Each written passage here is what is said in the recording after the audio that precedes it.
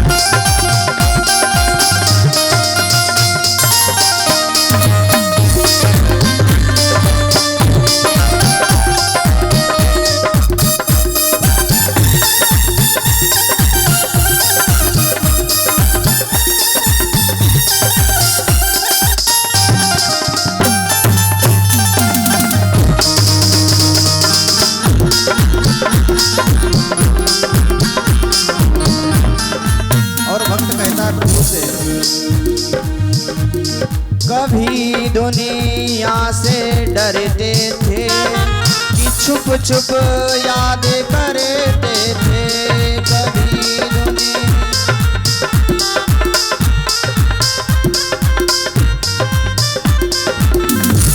कभी दुनिया से डरते थे कि छुप छुप याद करते थे, कि छुप छुप याद करते थे। लो अब पर्दा हटा बैठे, लो अब पर्दा हटा बैठे, जो होगा देखा जाएगा।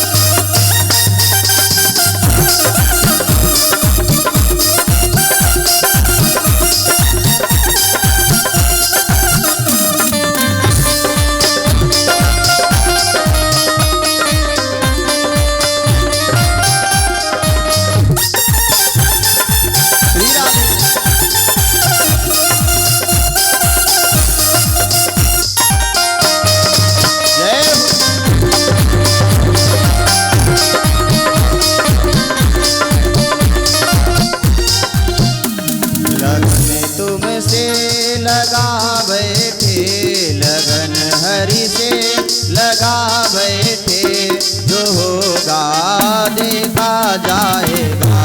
लगन हरि से लगा बैठे, जो होगा देखा जाएगा। जो होगा देखा जाएगा, जो होगा देखा जाएगा, जो होगा देखा जाएगा।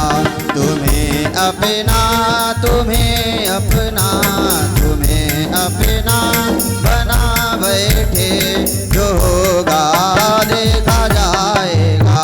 तुम्हें अपना बना बैठे, जो होगा देखा जाएगा। लगन हरि से लगा बैठे, जो होगा देखा जाएगा। लगन हरि से लगा बैठे, जो होगा देखा जाएगा। प्रेम शिवले बांके बिहारीलाल की जय हो। नंदस्त्वात्मज उत्पन्ने जाता हलादो महामनः, आहूय विप्रान वेद ज्ञान जातः शुचिरलंकृतः। नंदस्त्वात्मज उत्पन्ने जाता हलादो महामनः। जब नंद बाबा को सूचना मिली कि तुम्हारे यहाँ एक पुत्र ने जन्म लिया है, नंदा सुनंदा ने जाकर के नंद बाबा को जब बताया कि भैया हमारे यहाँ एक छोरा भयो है। जब नंद बाबा ने यह खबर सुनी तो आहूय विप्रान वेद ज्ञान जाता शुचिरलंकृतः, ब्राह्मणों को बुलाया, स्वस्ति वाचन करवाया और जात कर्म संस्कार कराया और अनेकों प्रकार से ब्राह्मणों को दान दिया। आहूय विप्रान वेद ज्ञान जाता शुचिरलंकृता, ब्राह्मणों को बुलाकर के जात कर्म संस्कार करवाया और अनेकों प्रकार से दान दिया। जिस प्रकार से जब दशरथ जी महाराज को सूचना मिली थी कि तुम्हारे यहाँ एक नहीं चार चार पुत्रों ने जन्म लिया है, तो दशरथ जी महाराज ने भी यही किया था। जब दशरथ जी महाराज को सूचना मिली, उन्होंने सुना कि हमारे यहाँ चार पुत्र हुए हैं, तो दशरथ जी महाराज ने भी यही किया था। गोस्वामी जी कहते हैं दशरथ पुत्र जन्म सुनि काना, दशरथ पुत्र।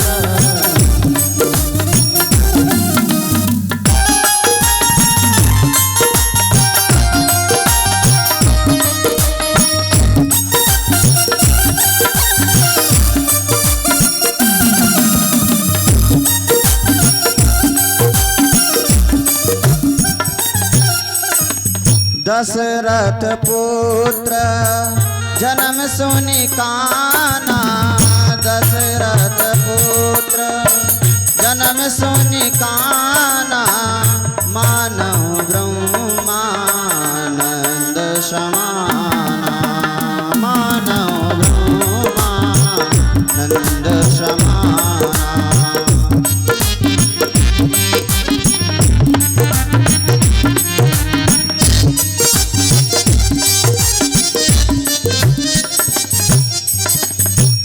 दशरथ जी महाराज को बहुत प्रसन्नता हुई थी, जैसे उनको ब्रह्मानंद की प्राप्ति हो, और ब्रह्मानंद की प्राप्ति भी क्यों न हो, साक्षात ब्रह्म आए हैं।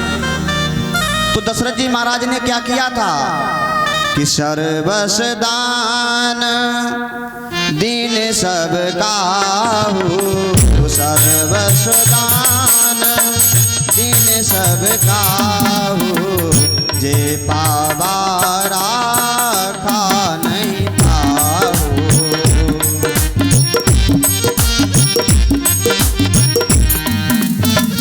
जय हो।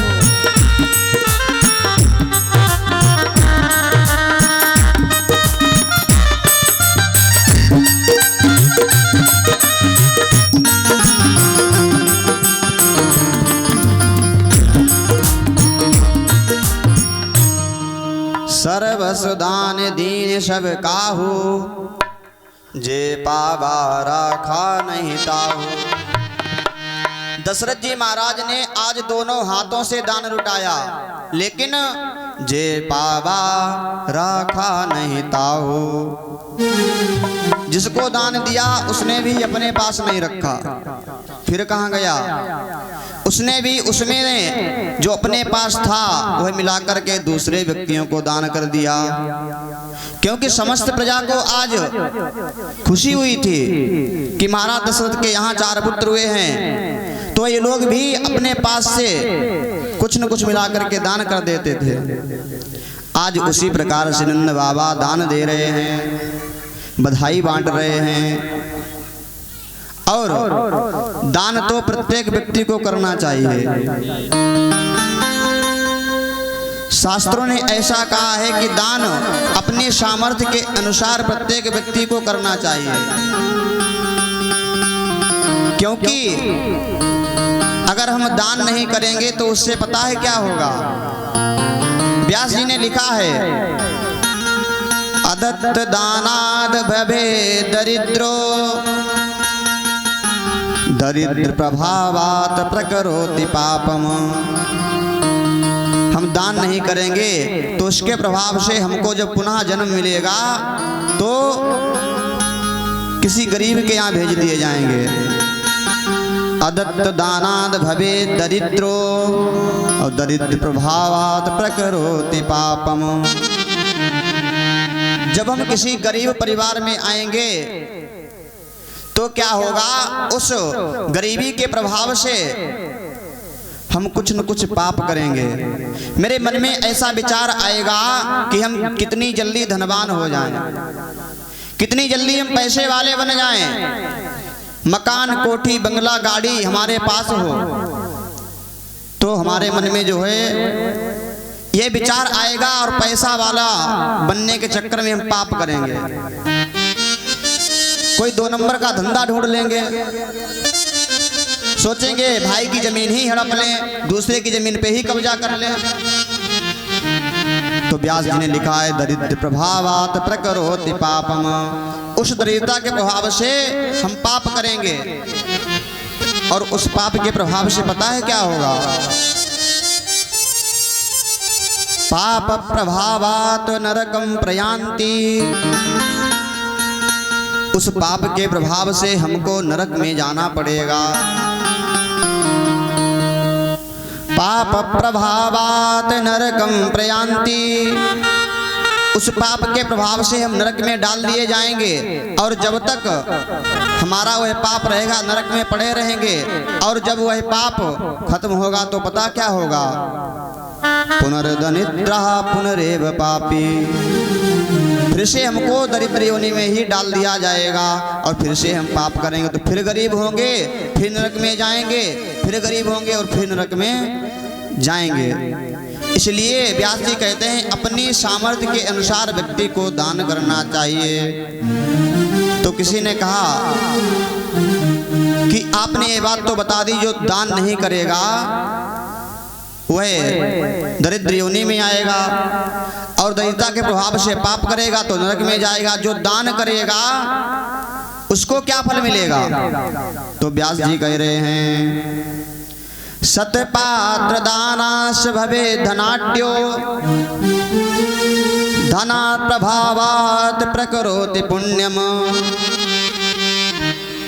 हम अपनी सामर्थ्य के अनुसार किसी सतपात्र को दान दे रहे हैं तो सतपात्र दानाश भवे धनाढ्यो। अगर हम सतपात्र को दान देंगे तो पता है क्या होगा? हम धनवान होकर के आएंगे। सतपात्र दानाश भवे धनाढ्यो, हमारा जन्म जब अगली बार होगा तो हमें धनाढ्य परिवार में ही मिलेगा। और जब हम धनाढ्य परिवार में आएंगे धनात् प्रभावात् प्रकरोति पुण्यम, तो उस धनवान परिवार में जब होंगे तब हम कुछ न कुछ पुण्य का काम करेंगे। हो सकता है हम कंजूस हों, कहें कि चलो भागवत में ज़्यादा खर्चा आएगा, तो हम भागवत नहीं करा पाएंगे, लेकिन फिर भी विचार आएगा चलो भागवत नहीं करा पाएंगे अखंड पाठ ही करवा लें। हो सकता है हम उतना भी धन खर्च करना ना चाहें, 2-4 हजार, तो विचार आएगा चलो अखंड पाठ में पूरी रामचरितमानस का पाठ होता है, उसमें से हम सिर्फ एक कांड सुंदर कांड का पाठ करवा लेंगे, उसमें और कम खर्च होगा। लेकिन फिर यह भी विचार आ सकता है चलो हम सुंदर कांड का पाठ भी नहीं करा सकते तो कुछ नहीं, एक ब्राह्मण को बुला करके सत्यनारायण भगवान की कथा सुन लें। ये तो विचार आ ही जाएगा। और हो सकता है यदि विचार ना आए तो कम से कम ये तो विचार आएगा ही कि चलो पूर्णमासी को गंगा नहाए, वहां कटवई को कुछ दान कर देंगे। लेकिन ये विचार आएगा कब? जब हमारे पास धन होगा और अगर हमारी जीविका ही सही से नहीं चल रही होगी तो ये विचार नहीं आ सकता। हमसे अपने बच्चे ही सही से नहीं पाले जा रहे तो ये विचार कहाँ से आएगा कि हम गंगा नहाएं, सत्यनारायण की कथा करा लें, अखंड कराएं, भागवत कराएं, प्रतिष्ठा कराएं, क्या कराएं? तो व्यास जी कह रहे हैं सतपात्र दानाश भवे धनाढ्यो धनात् प्रभावात् प्रकरोति पुण्यम। उस धन के प्रभाव से हम कुछ न कुछ पुण्य का कार्य अवश्य करेंगे। और जब हम पुण्य का कार्य करेंगे तो उससे क्या होगा? पुण्य प्रभावात् त्रिदम प्रयाति। उस पुण्य के प्रभाव से कुछ समय के लिए हमको देवलोक में जाएंगे तो स्वर्ग की प्राप्ति होगी। जब पुण्य हमारे खत्म हो जाएंगे तो पता क्या होगा? पुनर्धनाढ्या पुनरेव दाता, फिर से हमको जन्म मिलेगा तो किसी धनवान के यहाँ ही हमको आना पड़ेगा। और जब फिर से हम धनवान के यहाँ आएंगे फिर से दान करेंगे तो पुनर्धनाढ्या पुनरेव दाता, फिर से दानी बनेंगे, फिर से धनवान होंगे। इसलिए व्यक्ति को अपने सामर्थ्य के अनुसार कुछ न कुछ दान जरूर करना चाहिए। और व्यास जी कह रहे हैं कि हमारे घर पे कुछ मांगने वाले जो आते हैं ये भिक्षा मांगने नहीं आते हैं, ये हमको एक शिक्षा देने के लिए आते हैं। तो किसी ने कहा भैया वो शिक्षा क्या देने आते हैं? अरे वो तो भिक्षा लेने आते हैं। व्यास जी ने कहा नहीं, वो भिक्षा लेने नहीं, एक शिक्षा देने आते हैं। तो क्या शिक्षा क्या देने आते हैं? तो या कहा कि याचका नैव याचन्ति बोधयन्ति ग्रहे ग्रहे। याचका नैव याचन्ति, याचक याचना करने के लिए नहीं आता, फिर क्या करने आता? बोधयन्ति ग्रहे ग्रहे, घर घर में जाकर के संदेश देता है। वो संदेश क्या देता है कि दीयताम दीयताम नित्यम ना तुम गतिर्मीदृशी। कि हे भाइयों, दीयताम दीयताम नित्यम, नित्य अपनी सामर्थ्य के अनुसार कुछ न कुछ दान करो। नहीं तो इस बार हम कमंडल लेकर के गली गली घूम रहे हैं, अगली बार तुमको भी इसी प्रकार कमंडल लेकर के दरवाजे दरवाजे घूमना पड़ेगा। दीयताम दीयताम नित्यम ना तुम गतिर्मीदृशी, नहीं तो तुम्हारी भी अगली बार हालत मेरी जैसी होगी। इसलिए प्रत्येक व्यक्ति को अपनी सामर्थ्य के अनुसार दान करना चाहिए। हम ये नहीं कह रहे कि भैया तुम 10 बीघा खेत ही किसी को लिख दो, लेकिन अपनी सामर्थ्य के अनुसार दान करना चाहिए। शास्त्र इतना सब कुछ कह रहे हैं, लेकिन हम लोग फिर भी नहीं मान रहे। हम लोग फिर भी दान करने को तैयार नहीं हैं, सोचते हैं कहाँ दान करेंगे। एक सेठ जी थे, बहुत पैसा वाले, उनके पास खूब संपत्ति थी, लेकिन थे थोड़े कंजूस, ज्यादा नहीं, थोड़े हैं? इतने कंजूस नहीं थे, लेकिन थोड़े कंजूस थे। किसी ने कहा कितने कंजूस थे, तो कहा इतने कंजूस थे कभी गंगा नहाने तक नहीं जाते थे। तो कहा गंगा नहाने क्यों नहीं जाते थे? कहा इसलिए नहीं जाते थे, जाएंगे तो किराया पड़ेगा, गंगा नहाने क्यों जाएं, घर पे जो हम नहा लेते हैं, जो किराया दे के क्यों नहाने जाएं, और वहां जाएंगे तो थोड़ा आटा चावल कुछ न कुछ घटवी को भी देना पड़ेगा। तो कहा फिर कहा एक दिन उनकी पत्नी ने कहा कि स्वामी ऐसा करो, सब लोग गंगा नहाने जाते हैं, अभी कार्तिकी का पावन पर्व निकल गया, कहा तुम भी गंगा नहाओ, पूर्णमासी पे कम से कम इतना तो कर ही लो। तो सेठ जी ने कहा अरे तुम हमें लगता है पागल हो गई हो, गंगा नहाने जाएंगे तो कम से कम 25-30 रुपए टिकट पड़ेगी रोडवेज से, और उधर से भी 25-30 रुपए की पड़ेगी, 50-60 रुपए तो किराए में ही खर्च हो जाएंगे। उसके बाद वहां कुछ अन्नदान करना पड़ेगा और कुछ द्रव्य दान भी करना पड़ेगा। तो क्या पड़ी गंगा नहाने की? ऐसे कौन से मैंने पाप किए जो गंगा नहाने जाएं? पत्नी का कोई बात नहीं, हम बताएं 1 रुपए भी खर्च नहीं होगा और आप गंगा नहा के भी आ जाओगे। तो कहा कैसे? तो कहा एक काम करो, आप सुबह 4 बजे उठ करके और किसी वाहन के चक्कर में ना पड़ो। कितनी दूर है घटिया घाट?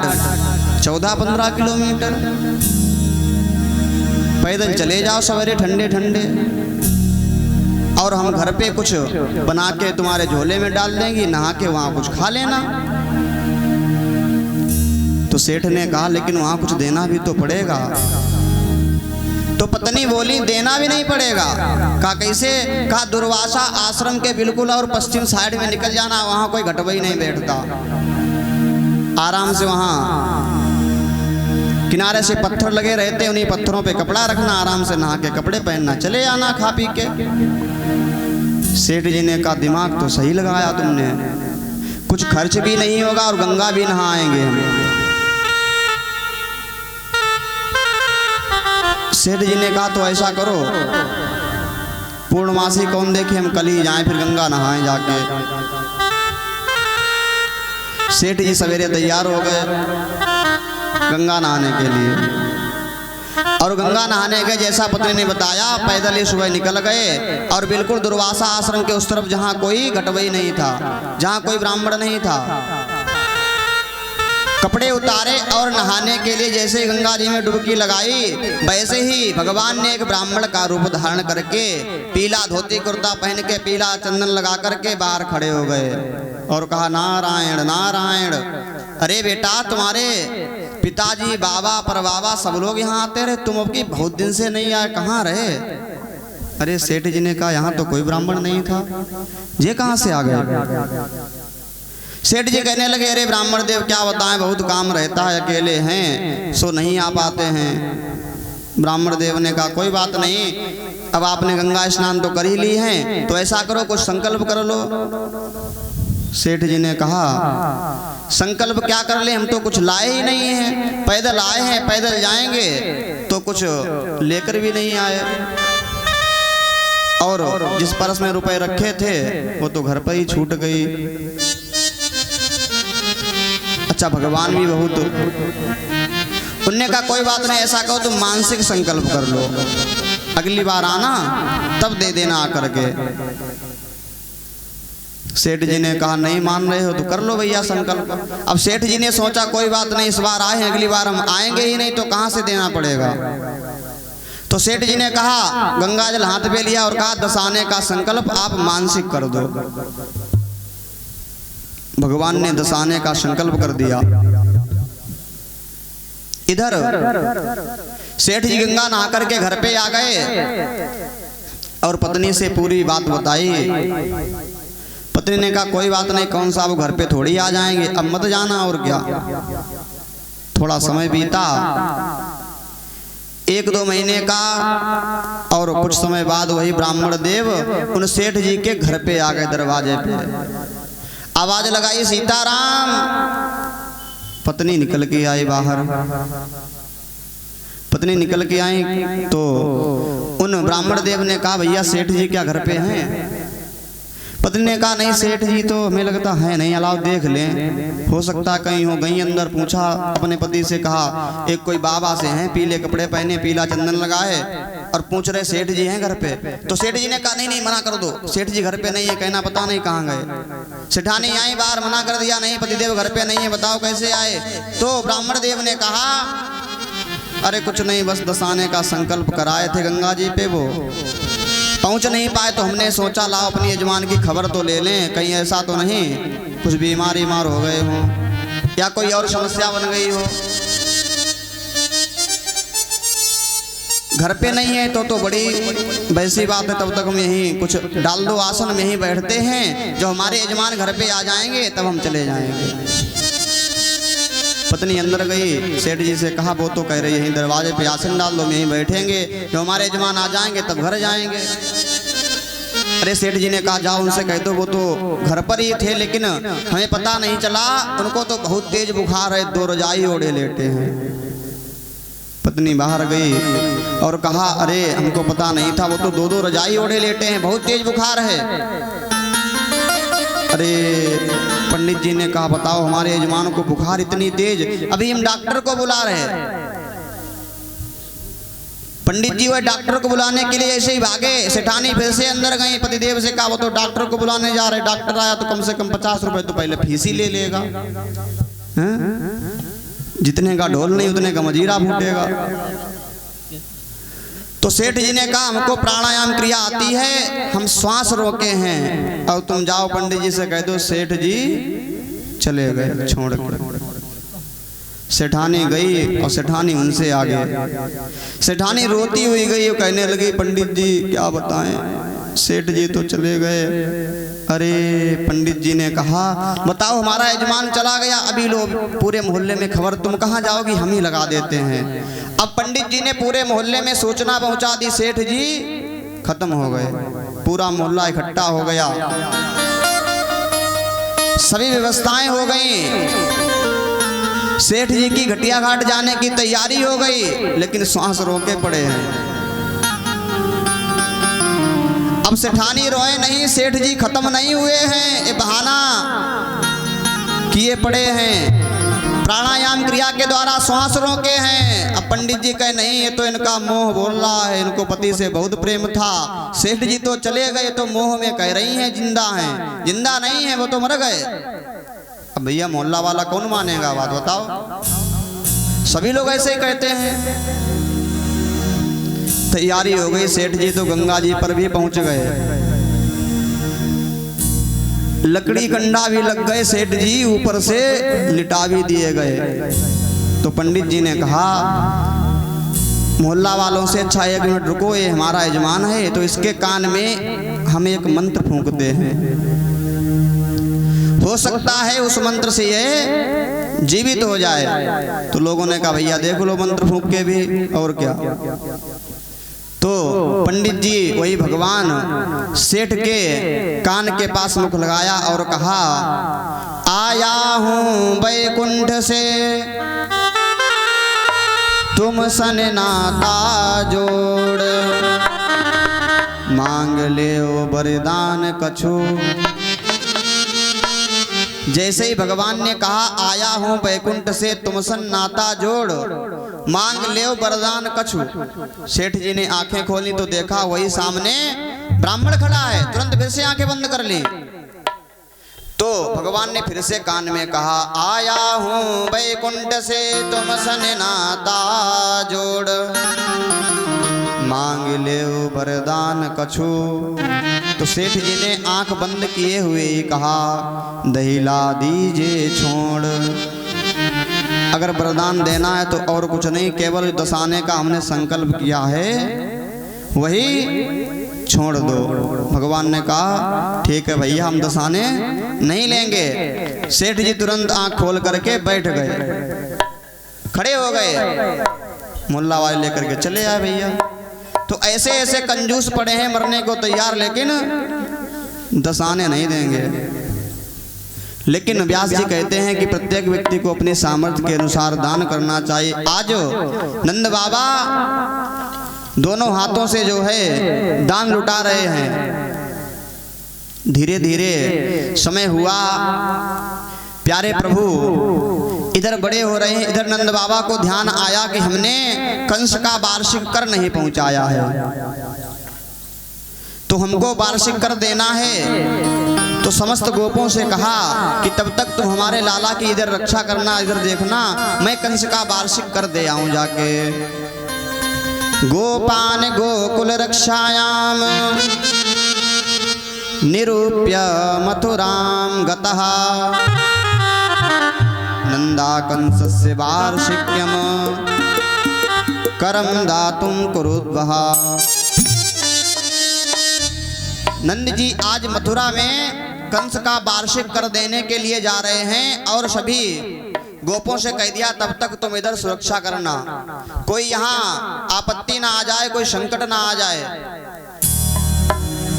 और इधर कंस ने आपातकालीन मीटिंग बुलाई। कंस ने सभी मंत्रियों को बुलाया उसी समय और कहा कि जो कन्या आकाश मार्ग में उड़ गई है, उसने हमसे कहा है कि इस ब्रज 84 कोष में हमको मारने वाला जन्म ले चुका है। अब उस काल को कैसे खत्म करना है? तो वहां पर एक पूतना नाम की राक्षसी महिला मंत्री जो थी, उसने कहा, अरे राजन, आप चिंता क्यों कर रहे हैं? इस ब्रज 84 कोष में जितने भी 10 दिन तक के बालक होंगे, उन सभी को मैं 2 दिन में समाप्त कर दूंगी। इसमें कौन सी बड़ी बात है? और उन्हीं बालकों में तुम्हारा भी काल होगा। कंस ने कहा, बात तो ठीक है। इधर कंस ने पूतना को भेजा और इधर नंद बाबा कंस का वार्षिक कर देने के लिए जा रहे हैं। वार्षिक कंस को कर दिया और उसके बाद में वापस में जब लौट रहे थे तभी वसुदेव जी से भेंट हुई। नंद बाबा और वसुदेव बहुत ही मित्र हैं, जैसे हमारे व्यास जी और परीक्षित जी हैं, उसी प्रकार से नंद बाबा और वसुदेव जी बहुत ही मित्र हैं। वसुदेव जी ने नंद बाबा को देखा तो कहा, अरे बाबा तुम इधर कैसे आए? नंद बाबा ने, कुछ नहीं, बस कंस का 2 महीने हो गए थे, हमने कर नहीं दिया, तो हमने सोचा कर दे आए, नहीं तो कहीं ऐसा न हो कुछ गड़बड़ हो जाए। तो मित्र वास्तव में ऐसा ही होना चाहिए। आज एक दूसरे का सुख और दुख बांट रहे हैं। वसुदेव जी ने कहा कि हमने सुना है अब तो 90 साल की उम्र में तुम बाप बन गए हो।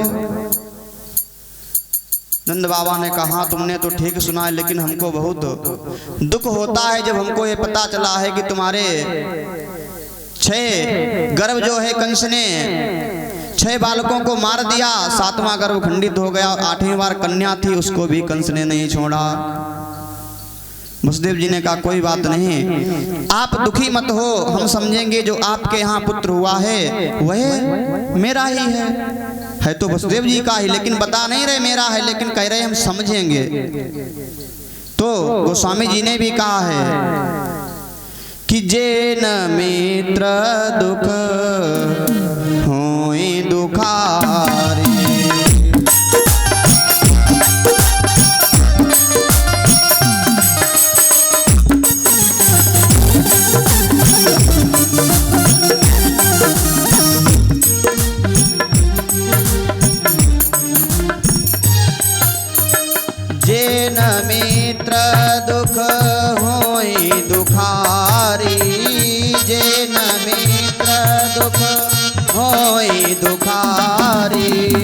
तिनहि बिलोकत पातक भारी।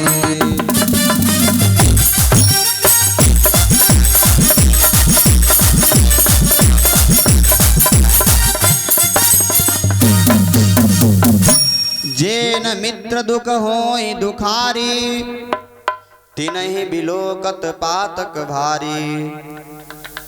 गोस्वामी जी ने भी कहा है, जो मित्र का दुख देख के दुखी नहीं होते हैं, ऐसे व्यक्तियों को देखने से भी पाप लगता है। तिनहि बिलोकत पातक भारी। कहा मित्र कैसा होना चाहिए, तो लिखा है गोस्वामी जी ने आगे कि निज दुख गिरी सम रज करि जाना, निज दुख गिरी सम रज करि जाना।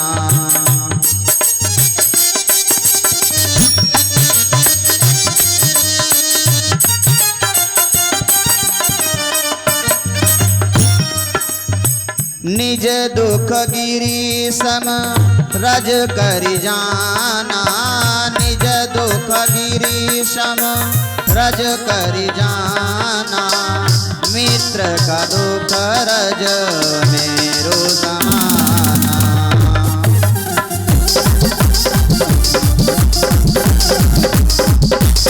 जय हो।